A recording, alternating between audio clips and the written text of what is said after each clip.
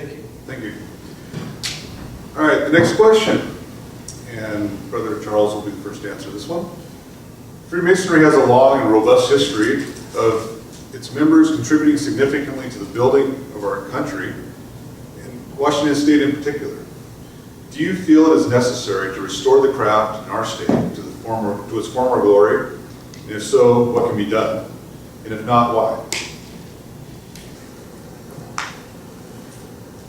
I believe that we do have a good history, both in Washington and in the United States. It would be wonderful to have the governor, our senators, our representatives, both state and federal, as members of the craft.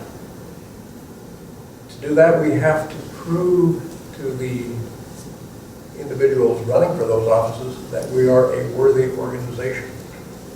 We have to do that by community outreach, by doing good things in our neighborhoods, in our cities, letting those type of people know that we exist, because a lot of them don't know that we exist. We need to work on our getting known in our communities. Grand Lodge needs to help the individual lodges do that. There are several ways they can do that. The Public Relations Committee now has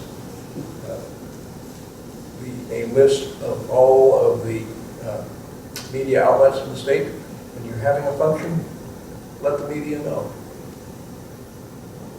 I believe that if we work in our communities, we will attract good men. Those men will, some of them, will run for office and get elected, and that's how we're going to have to do that. Thank you. Thank you. Brother Jim? Time out. Can I have his 3 minutes? Can I sit? Oh, okay. No. Start the timer.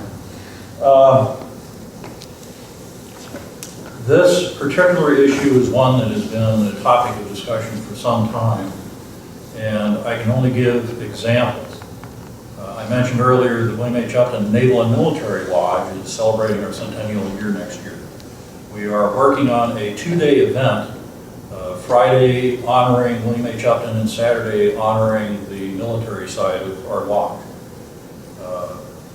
Our members of our lodge, the early members, were significant members of the military community and the local community. Our first worshipful master was a Marine by the name of Pendleton. That may ring a bell. Yes, Major General Pendleton, for whom Camp Pendleton is named. Another one of the first 5 was a 2-star admiral by the name of Kuntz, who went on to become a 4-star admiral and chief of naval operations. Another one became 2-star Admiral Gregory, chief of naval engineering, and another one, Stanley, became chief of Navy supply, or the equivalent at the time. Significant members of the military community early in the 20th century. We are going to involve the Prince Hall Grand Lodge.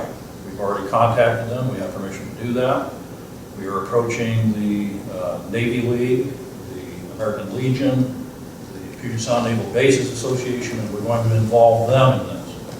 By so doing, not only do we honor the founders of our lodge, but we bring the community into the celebration and educate them about the fraternity. So that is just one example of the sorts of things that we need to do more of. The Senior Grand Warden talked about marching in the parade as famous Masons.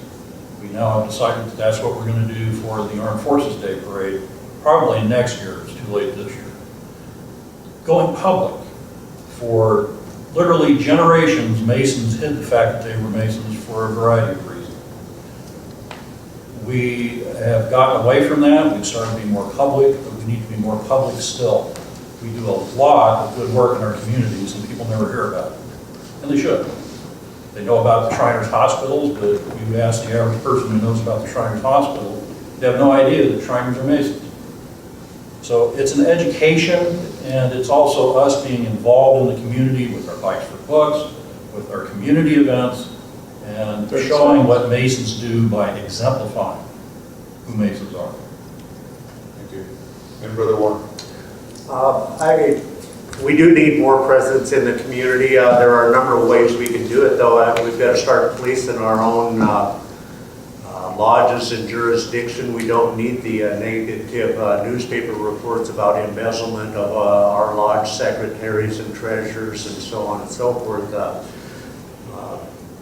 Our buildings, we need to be thinking about maintaining the outside of the buildings. That we have a public image there that we are trying to uphold, and we can continue giving lots of money away to charities, but if our buildings and the roof over our head is dwindling, that will not be helping us into the future.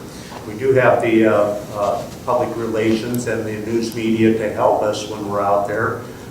We need to promote ourselves more, to outline lodges and stuff, and help support our program, especially when we're in the public cornerstone ceremonies, rededications, and so on.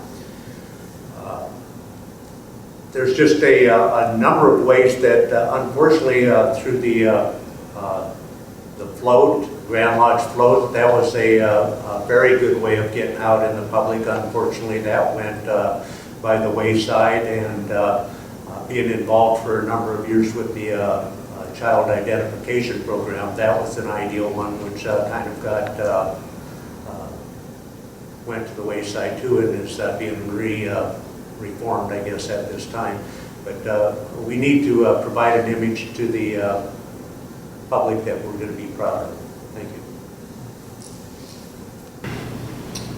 Okay, the next question, which will be fielded by candidate 3 first, is what can be done to get the Grand Lodge committees to do their job, be creative, and assist the local lodges? Wow, have you ever hit my hot button with that one? I've served on Grand Lodge committees now probably for 13 or 14 years.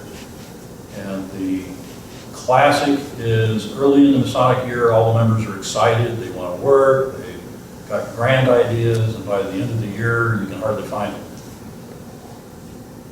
Keeping the committee members involved is one part, but having committee members who have the skills that you need is the other part. The flip side of this is the committees need to be involved with the district deputies, going to the districts and the lodges and not being asked, but being proactive. We have identified problems we feel in fraternity with lodges, with communications, with training and so on. We shouldn't be waiting to be asked to go out and assist in supporting the lodges in those areas where they need the support. Be proactive. Go out and set up those meetings ahead of time and make sure that everybody knows they're happening, and then do them and make them productive. For 2 or 3 years now, we had regional meetings where we had workshops by 2 or 3 of the committees or on a particular topic.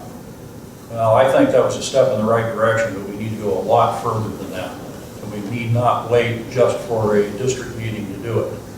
We should be having workshops regularly in different parts of the state.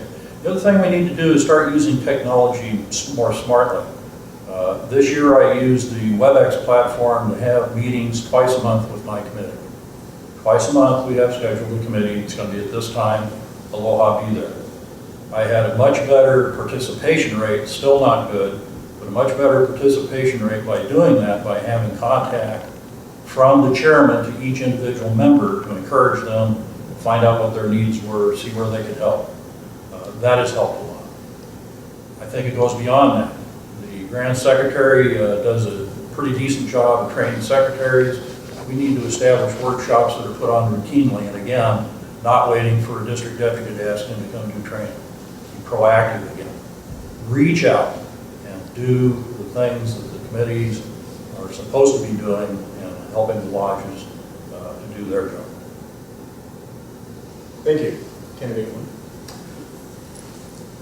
As a deputy, I followed a lot of the deputy before me's comments to lodges to see that they did not take any of his recommendations, and recommendations that I forwarded to the lodges during my official visits, especially with the lack of membership, not enough officers to fill the chairs in lodge when some of these lodges were doing lots of degree work and had raised a lot of master masons, and yet can't keep anybody in-house. And recommending committees to come and help them didn't go anywhere.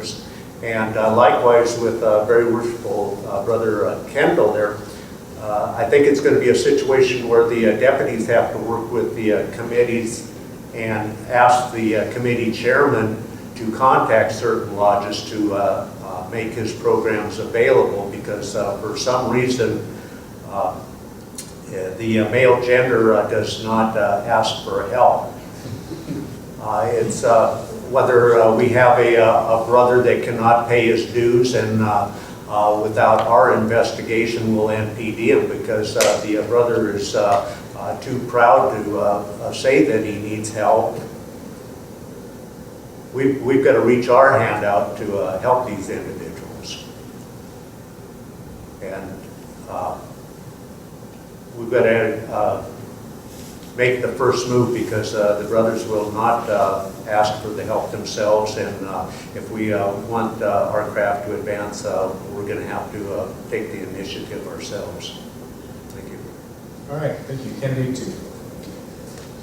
Unfortunately, it seems that some of the members of Grand Lodge Committee are more interested in having a white name tag and being introduced at lodge meetings and district meetings than they are of actually doing the job that they're supposed to be doing. That means that the committee chairman needs to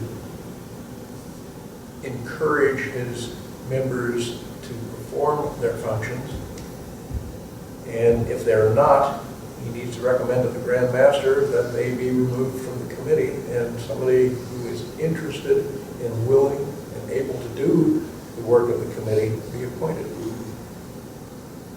The Grand Master needs to look at the people he is appointing to the committees and pick people who are willing to work, not reward people for what they've done in the past, but pick people for what they are going to do